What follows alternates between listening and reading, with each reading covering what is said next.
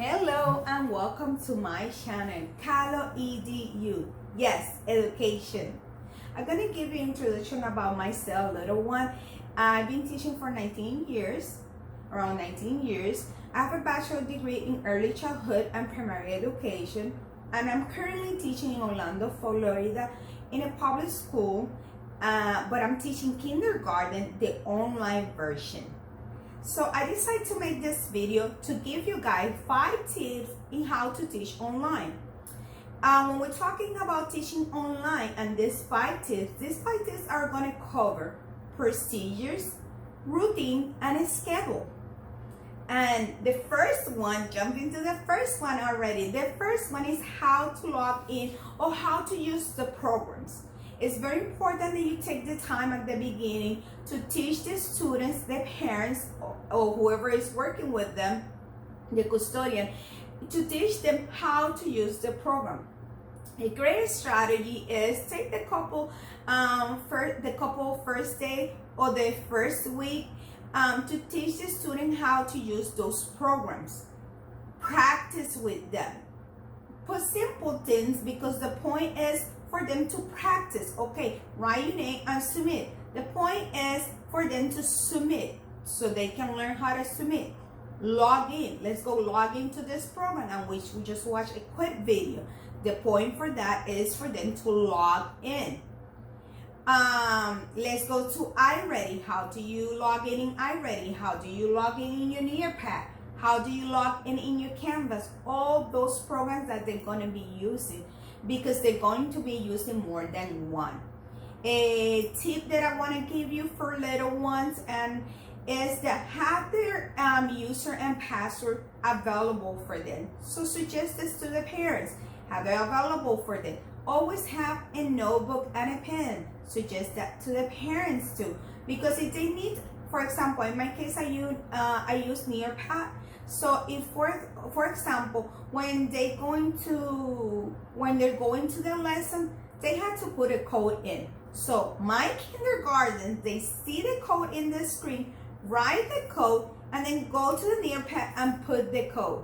Yes, you can do that with kindergarten. And I have 17, so you're gonna have children that they're gonna need help, just like in the classroom.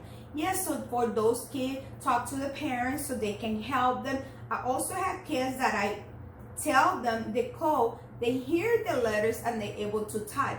So they don't want to do that, copying from my screen and writing in the notebook. They prefer for me to tell them. And that's fine too. Whatever works for each student, we do any combination that it works for the student.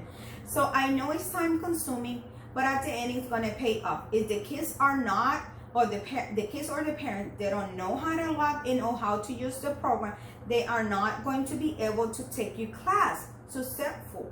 And that's what you want. You want them to learn how to use all the program, so when you start teaching, you're ready to go. They know how to do that.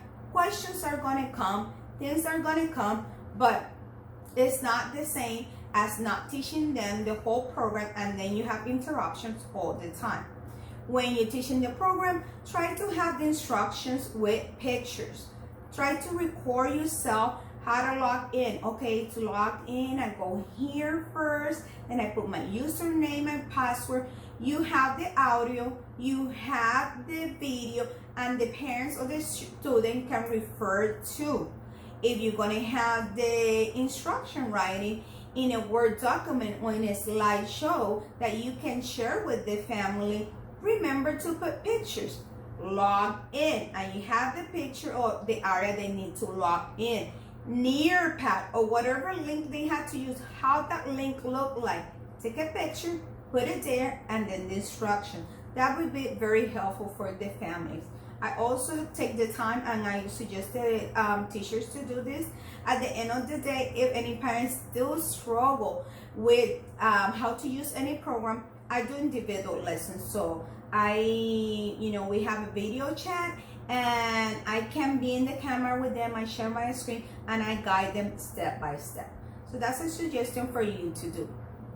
Okay, tip number 2, classroom schedule classroom schedule. So when we talk about classroom schedule, it's the order that you're going to teach your class.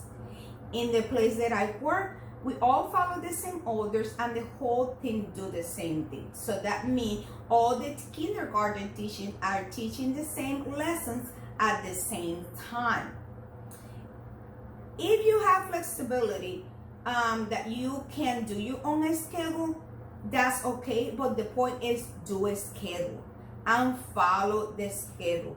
Emergency things happen, you need to change the schedule for whatever reason. Tell the kids in the morning, hey guys, you know, it is an emergency, it's an emergency, but you're gonna know you're gonna change the schedule. Let them know that it's going to be a change in the schedule.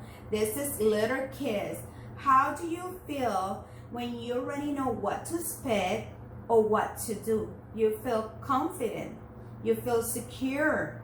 The same thing with the student. When they know what they're gonna do, what you expect, what they're gonna do before and after, they feel secure.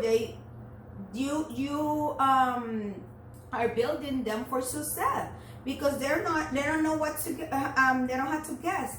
They don't have what you want. I mean, how she want it. And what we're going to do now, math, science. So keep up with your schedule and follow your schedule. Tip number 3, order or teaching. When we have the schedule, but also order on teaching. What I mean with that is, for example, in my reading block, I do whole group first. Then we do the centers. We had 2 rotations, so we do the first rotation of center, then we do the second rotation of centers, and after that we regroup. So wherever you are, if you're doing a lesson or you're doing independent work in your book or notebook at home, you can regroup. It's very important for you to regroup the kids. If after that class or after the center they have lunch, don't tell them, okay, do your centers and then go to lunch. No. Regroup. It's very important for them, everybody, to come back, talk about what went well, what went wrong, and what was able to finish. If somebody wasn't able to finish something, so you can take your little notes and you can make sure that you give those students extra time to finish those assessments that they wasn't able to finish at that moment, or what they struggle with any of the assessment that you did. With that being said, every time that I teach reading, I teach it in the same order. I don't do one day a center first and then whole group, or the next day whole group first and then center. I teach that class the same order. Each class could have a different order for whatever reason. Just stick to the order for each particular class, so they know in reading, this is the order. In math, this is the order that we're going to follow. And that help the kids a lot too. Number 4, tip number 4, behaviors and expectations. Remember, at the beginning, just talk to the parents, and like I say, for the older kid, you tell them the expectation, you expect them to follow. But because this is online, this is in their home, we're talking about little kids, it's very important for you to include the parents. Yes, what is the expectations and the behavior? Are you allowing them to lay down? Are you allowing them to be in the bed? Are you allowing them to eat? What are the expectations? What kind of clothes? Suggest clothes. Even there's something that simple, is very important for you to suggest that to the parents. So they can have an idea of what is your expectation. Are you allow them to stand up to use the bathroom? All those rules and procedures need to be put in place from the beginning, but also include the parents so they can help you to meet those expectations with the students. Another thing in the expectation is that you need to be very clear and consistent. So you say you only gonna talk, you're gonna raise your hand in the screen, you're gonna wait for me to call you, and then you're gonna talk very clear, simple, 3-step. Don't have rules with 5-10 step. 3-step, simple and clear. And I'm consistent in those rules. Don't talk to them if they didn't follow this 3-step. So always be consistent. And tip number 5, parents communication. Is, of course, as a teacher, you have to communicate with the parents at all times, face to face or online. But again, this is an online class, a kindergarten class. Yes, you need to communicate with the parents, because some of the time the kids are gonna need their help. When I put centers, I have a beep beep. They know, that's every time that they hear that beep, they know to come back. They know it's a change. You can do that too. And you can tell the parent, the approximate time is going to be this, so they can be aware. They can help the kids. They can monitor the kids. Oh, he's doing this, he's doing that, he's supposed to do this, he don't supposed to do that. And also with that, with the parent communication, I share the sentence for the whole week. So like I just said before, I had 2 rotation, and I have the whole schedule for the whole week for reading and writing. What books they're gonna be working on in the notebook, what kind of activities they need to do, who gonna come to my small group, at what moment they gonna come, everything. So I plan everything, and I share them with my family. So I set the kids up for success, because that's what we want at the end, that the kids to be success and learn. So try to communicate those things with your parents too.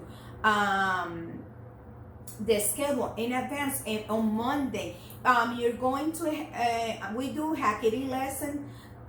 So I share the Hackety lesson with my family. This is some of the words that we're going to be doing today, so you can practice them at home.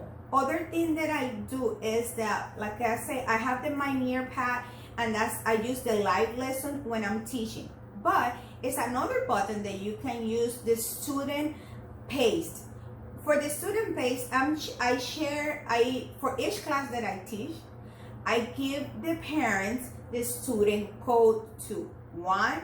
Because if the student was absent, they can access to their lesson. If for whatever reason, teaching online, it can be overwhelming for some of the kids, and they don't catch some of the lesson, and the parents want to review the lesson, they always have those lessons available. That's another type of communication I do with my families too. I hope this video helped you guys a little bit. I know it's more information. I'm going to have more videos about this, but just start, have a good attitude, be positive, and if you like my video, just give me a thumbs up. If you're not subscribed to my channel, just please do subscribe in my channel. Thank you, and I see you guys later. Bye.